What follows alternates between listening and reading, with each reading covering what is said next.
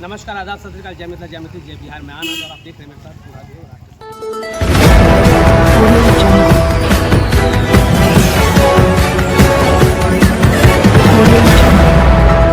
मौजूदगी ग्रामीण सिंदूर इलाके में है, बासोपट्टी प्रखंड में, जहाँ पे आए दिन बिजली की समस्या को लेकर परेशानी होती रहती है। और ये वो बाज़ार है, गुदरी बाज़ार, जो बिहार को सबसे ज़्यादा रेवेन्यू देने वाला बाज़ार है। यहाँ पे बहुत पुराना बाज़ार माना जाता है और यह सोमवार और मंगलवार के दिन यहाँ बाज़ार लगती है।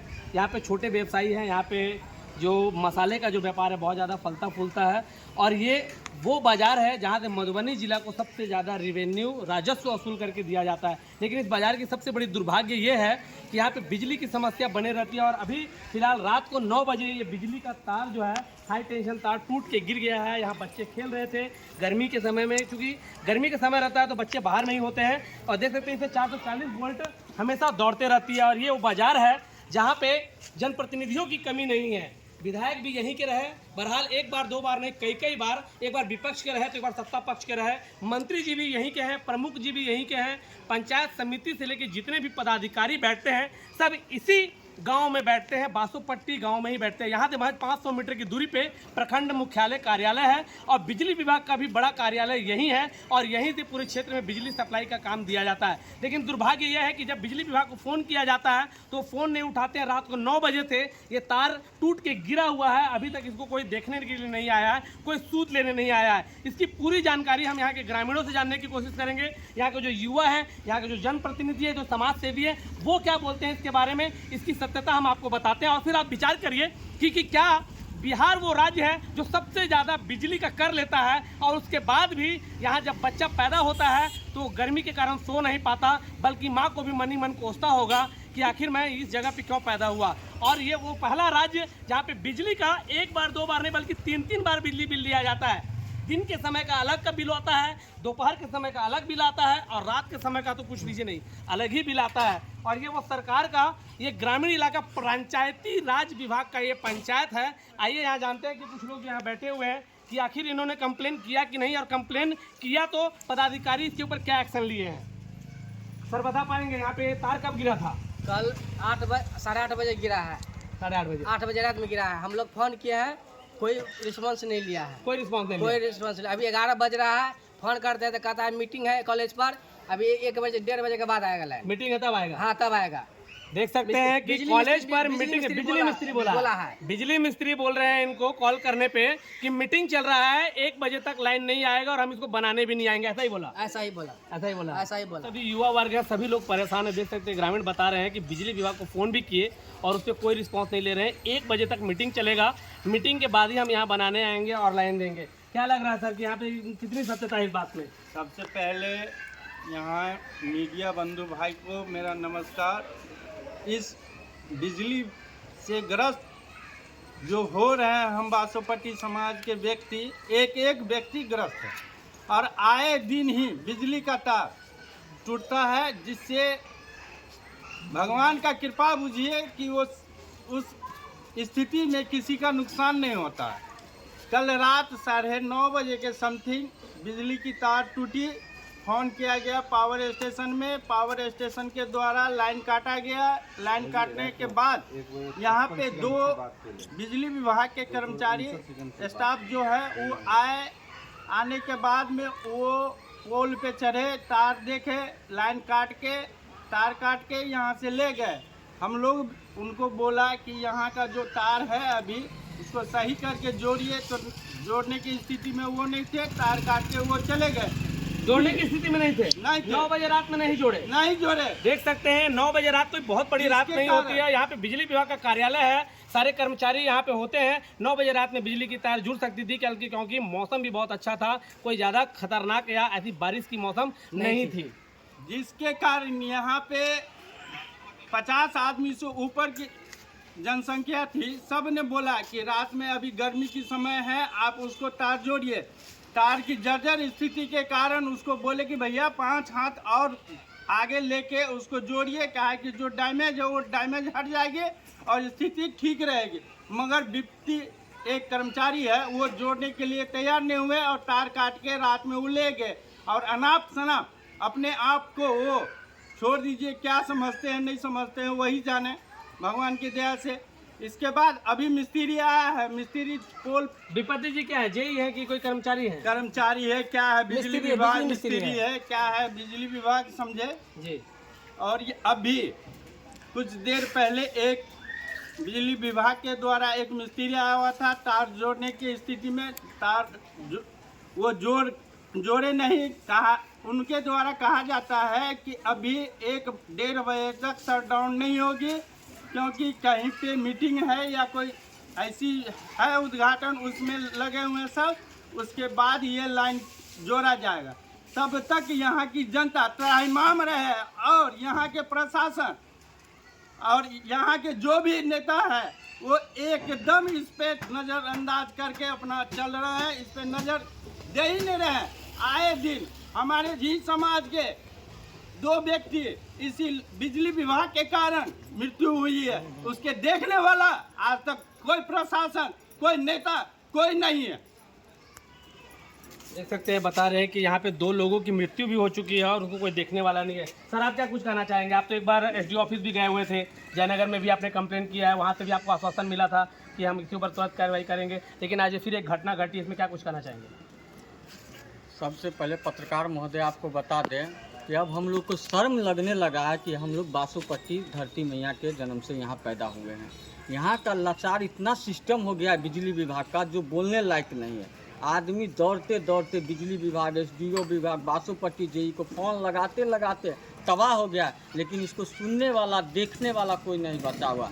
बार बार ऐसा जर्जर अवस्था है बिजली तार का, जो अंग्रेज जमाना वाला जो तार लगाया हुआ है नरेंद्र मोदी और नीतीश कुमार के राज में, एकदम जर्जर तार। आज इस मोहल्ला में तार गिरता है, आज मार्केट में गिरता है। इससे पहले पूर्व 2 शिक्षित आदमी जो बिजनेसमैन है वो करंट के तार से मर गए हैं, लेकिन करंट की चपेट में आकर। करंट के चपेट में लेकिन उस पर भी कोई कार्रवाई नहीं हुआ। कार्रवाई नहीं हुआ। हम 1 महीना से बिजली विभाग के ऑफिस में दौड़ते हैं, सारा पदाधिकारी को फोन करते हैं, लेकिन कोई रिस्पांस लेने का चीज़ नहीं है कि पूरा जर्जर अवस्था हो गया बिजली विभाग का। यहाँ का गांव का मुखिया है, सरपंच है, विधायक है, मंत्री है, लेकिन कोई रिस्पॉन्सिबिलिटी जो जनता मंत्री भी यही कहे जी, लेकिन कोई इस विभाग पे देखने तो के क्या लायक मंत्री नहीं। जी, विधायक जी को आपने आवेदन दिया कि सर हमारे गांव की स्थिति है, आपके रहते हमारे नहीं हो जाता है? प्रमुख साहब को आपने आवेदन दिया कि जो जनप्रतिनिधि? आवेदन तो सर हम नहीं दिए हैं, लेकिन मुंह से हम बोले हैं सर कि ऐसा समस्या है। आवेदन हम जयनगर एसडीओ पे दिए हैं, लिखित रूप में भी दिए हुए हैं। जनप्रतिनिधियों के द्वारा आपको क्या आश्वासन दिया गया, क्या कहा गया? कि सर विचार में रखे हैं, दिमाग में रखे हुए हैं। दिमाग में अभी रखे हमको हुए। एसडीओ साहब से मोटा मोटी 10-15 मिनट पहले बात हुआ है। 15 दिन का हमको आश्वासन दिया है कि हम पूरा तार बदल देंगे। हम कहा सर नहीं बदलिएगा तो भी बोल दीजिए आप, हमको आगे क्या करना है, धरना प्रदर्शन देना है कि क्या करना है, अनशन पे बैठना है, हम बैठने के लिए तैयार है, लेकिन हम पीछे हटने वाले लोग नहीं हैं। जहाँ तक होगा हम सिस्टम हिला को रख देंगे, लेकिन हम पूरा तार को बदला के रहेंगे। सिस्टम हिला देंगे पूरा सिस्टम, जहाँ तक हमको दौड़ना पड़े, केस मुकदमा जो झेलना पड़े, हम झेलने के लिए आपको तैयार FIR हैं। से डर नहीं होता? कुछो से हमको डर नहीं, जेल चलेगा, हमको जनता के लिए हम खड़े हैं, उतरे हैं, हम जो करना पड़ेगा हम, लेकिन तार को, नाला समस्या को हम दूर करके रहेंगे। आप जनप्रतिनिधि हैं क्या, जो आपको डर नहीं लगता है? क्या है हमको आप? जो है, हम आम जनता हैं। जनप्रतिनिधि को बाद में क्या होगा नहीं होगा, लेकिन हम आम जनता, हमको कुछ करने के लिए, समाज के लिए कुछ करने के लिए हौसला बुलंद है मेरा, और हम काम करके रहेंगे। दूसरे एक नाला जिससे बहुत समस्या लोग से गुजर रहा है, और एक बिजली तार के लिए हम जहाँ तक दौड़ना पड़े, जहाँ तक जो करना पड़े हम करने के लिए तैयार है। लेकिन इस सिस्टम को बुखार पे सीखेंगे, और सबसे पहले जेई को ट्रांसफर करवाएंगे। जेई को ट्रांसफर करवाना है। सबसे पहले जेई को